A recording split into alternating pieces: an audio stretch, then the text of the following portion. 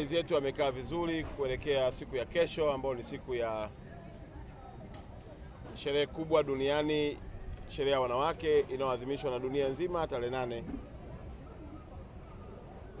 Na mkoa wetu wa Arusha umepata bahati na upendeleo mkubwa kuwa mwenyeji wa sherehe hizi muhimu, sherehe ambazo zinatoa nafasi kubwa ya kuonyesha ukuu na uwezo wa mwanamke katika mchango wa maendeleo ya taifa lolote lile, tukianzia familia. Maandalizi kama nilivyosema yameenda vizuri na sasa tuko hatua za mwisho. Ningependa kutumia fursa hii kutoa taarifa ya ratiba, ikiwa pamoja na wananchi wa mkoa wa Arusha wajue saa ngapi wanapaswa kuingia katika uwanja na nini kinafanyika na siku ya kilele itendaje.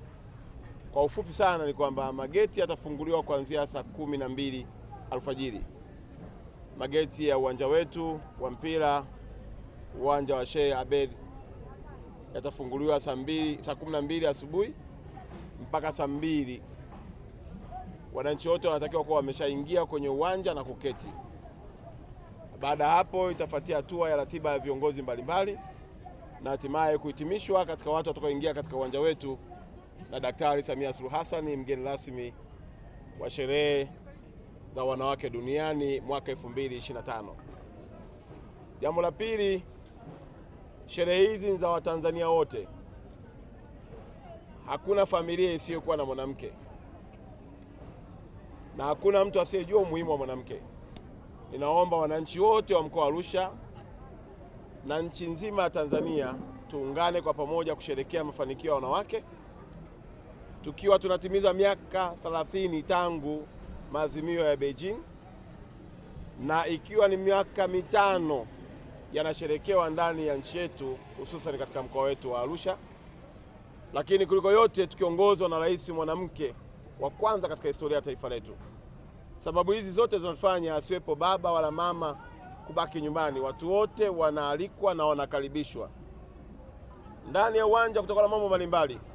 Zipo burudani kedekede, yako maonyesho mbalimbali na yako maandamano yaliyoandaliwa na taasisi na vikundi na watu binafsi wanaoshiriki katika shughuli mbalimbali za kiuchumi. Itakuwa ni siku ya tofauti sana na ukimisi itakuwa sio jambo jema. Kwa nakusihi na kukuomba usikae nyumbani, njoni wote tumlaki rais wetu, tuwafurahie wakina mama na wanawake wa Tanzania kwa namna ambayo tumepiga hatua kubwa. Sambamba na hilo, malengo yote yaliyokuwa yameelekezwa katika maazimio yaliyofanyika Beijing miaka 30 iliyofika, Tanzania tumekuwa kinara duniani kuyatekeleza. Na Daktari Samia amekuwa ndio namba 1 kiongozi anayefanya kwa vitendo, akibeba taswira ya uongozi wa wanawake katika mchango wa taifa letu. Nyinyi wote mnafahamu yako mambo yaliagizwa kwa ajili ya upande wa sheria, yako mambo yaliagizwa katika upande wa elimu, yako mambo yaliagizwa katika upande wa uchumi, na yote yamefanyika. Na ndio maana mpaka leo hii tunapoongea Daktari Samia kaendeleza na kujenga mazingira bora zaidi na kujenga mpaka shule za sekondari za wanawake, ikiwa ni lengo la kuongeza idadi ya wasomi wakiwemo wanawake pia. La mwisho, watu wote wanajiuliza leo siku ya Ijumaa nini kinafanyika Arusha. Ni utamaduni wetu. Jana tumeona vijana wakionyesha mapokezi yao kwa Daktari Samia, lakini mkoa wa Arusha ni utamaduni wetu kula nyama. Kwa hapa tulipo ni eneo ambalo nyama zitalika, na kwa kuwa mkoa wetu ni miongoni mwa mikoa mingine ambayo inawaamini wa dini zote mbili, Wakristo na Waislamu, na wengi tuko kwenye kipindi cha Kwaresma na wengine tuko kwenye mfungo wa mwezi wa Ramadhani. Kwa hiyo nyama hizi zitaanza kuliwa jioni baada ya iftari, na nyama haitauzwa hata pingili moja. Nyama zote ni bure kwa ajili ya wananchi wa mkoa wa Arusha, ikiwa ni kuashiria kwenda kwenye kilele cha sherehe za wanawake duniani.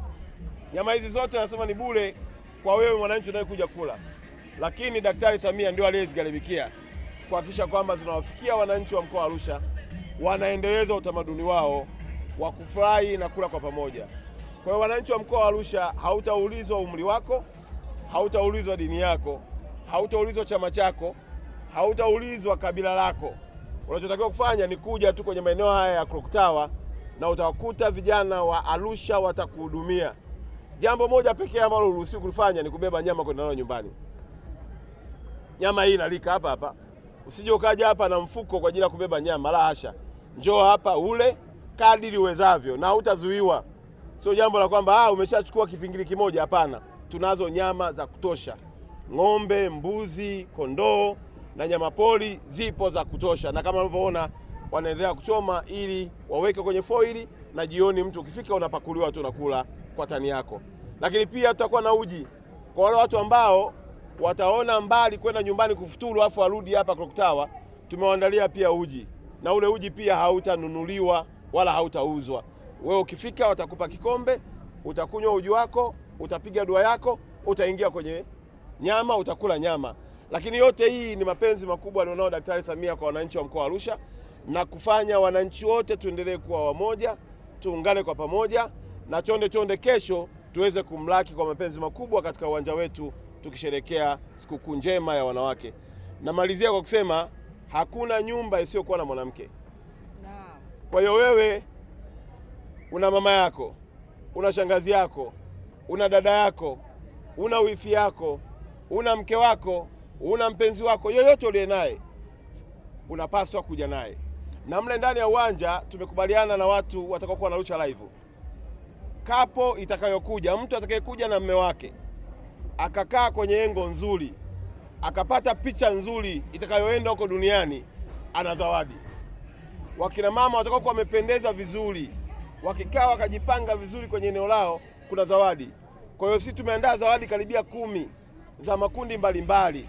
Hata kwenye yale maandamano watakaopita wamependeza vizuri, wakaonyesha maandamano yao vizuri na wananchi wakashangilia, nao kuna zawadi.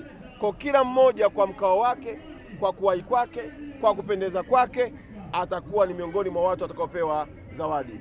Kwa nini tutoa zawadi? Lazima tupeane motisha pia. Mambo kama haya yanahitaji shamla za namna mbalimbali kuwafanya wananchi waendelee kufurahia. Nimalizie kwa kuambia wachoma nyama wote wa mkoa wa Arusha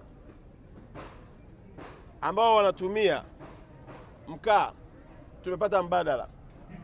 Wizara ya Nishati imeweka mambo mazuri, na hatimaye sasa tunatumia nishati safi, na majiko umeona ni majiko ya kisasa, na hili limewezeshwa na Wizara ya Nishati kwenye upande wa majiko ili kuonyesha matumizi bora ya uchomaji wa nyama.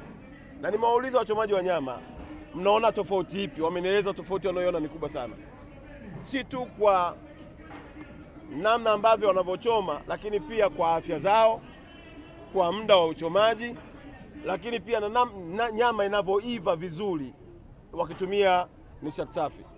Kwa sababu hizo na mimi nimeridhika ya kwamba baada ya hili zoezi wananchi mtakula hizi nyama zilizochomwa na nishati safi, mtaona tofauti yake. Na tofauti hiyo itanipelekea kuwatafutia majiko ya kisasa wachomaji nyama wote wa mkoa wa Arusha, ili sasa watakuwa wanatumia majiko haya ya nishati safi. Nayo majiko nitayawapa bure kama ikiwa ni ishara ya upendo wa Daktari Samia kwa wachoma nyama wa Arusha, lakini ikiwa ni sehemu pia ya kuendana na mabadiliko ya tabia nchi, kupambana na kulinda mazingira yetu, kutokomeza athari zinazoweza kutokana na mabadiliko ya tabia nchi, na ikiwa ni ajenda ya Daktari Samia ya kuhakikisha kwamba Tanzania kutumia nishati safi inawezekana. Kwa hiyo naomba nimalizie kwa kusema wachomaji nyama waliokuja hapa wote tutawanunulia majiko yao, ili haya wanaochoma nayo waendelee kuyatumia, ili waendeleze kazi nzuri inayofanywa na Daktari Samia. Na sisi kama mkoa itakuwa ndio ajenda yetu ya kwamba kila uchomaji wa nyama basi majiko ya nishati safi ndiyo yatakayotumika, kuhakikisha kwamba tunaendana na kauli mbiu, lakini pia tunakuwa mstari wa kwanza na mstari wa mbele kulinda, kutunza na kuboresha mazingira yetu, huku tukijihadharisha na mabadiliko ya tabia nchi. Asanteni sana. Kama kuna swali, niko tayari kupokea.